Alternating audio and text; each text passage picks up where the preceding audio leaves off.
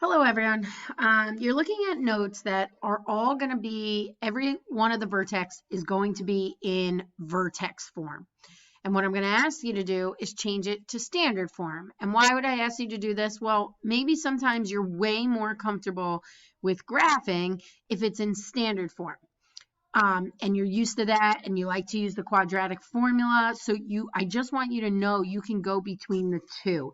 It's harder to go from standard to vertex, but we can. I'm not going to focus on that right now. What I'm just going to focus on is being able to go from vertex, where remember the vertex here is simply positive 4, negative 5, and then we would do our graphing. Remember that. In standard form, we're going to go y equals, we're going to keep that 2 out, and x minus 4 minus 5. Now what you're going to do is distribute this, so I'm going to get x squared, I'm going to get minus 4x, I'm going to get minus 4x, and I'm going to get plus 16. But remember, all of that's in a parenthesis with the negative 2 outside.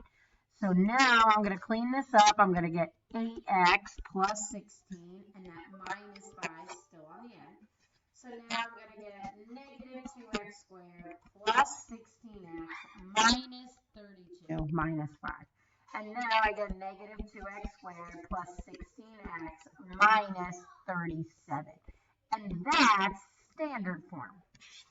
So if you recall, if I wanted to find the vertex here, I would have to do the opposite of b, which is 16, over 2 times negative 2.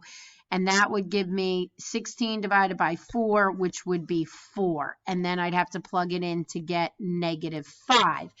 This is harder. Standard form's harder to find the vertex than vertex form, but some people like this better to maybe use the quadratic formula to solve for the roots, or maybe you need it for your velocity problems or that. So I just want to make sure we know we can go from one to the other.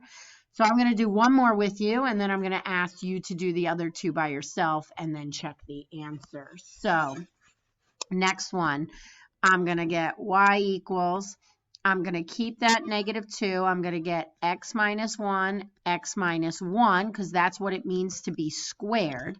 Then I'm going to get x squared minus 1x plus 1. Remember, negative times negative is positive.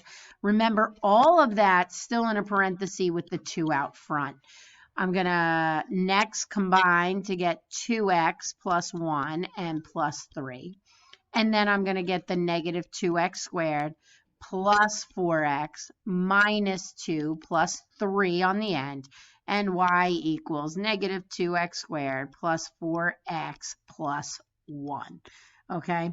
And that's how I would go from vertex into standard.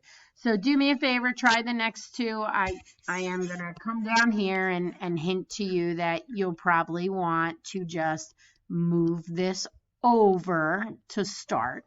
Okay, you want to, everything's got to be on the same side like you're used to, and then simply go through it. So go ahead, pause the video here and go ahead and do both. All right, so hopefully you did pause and didn't just let it go.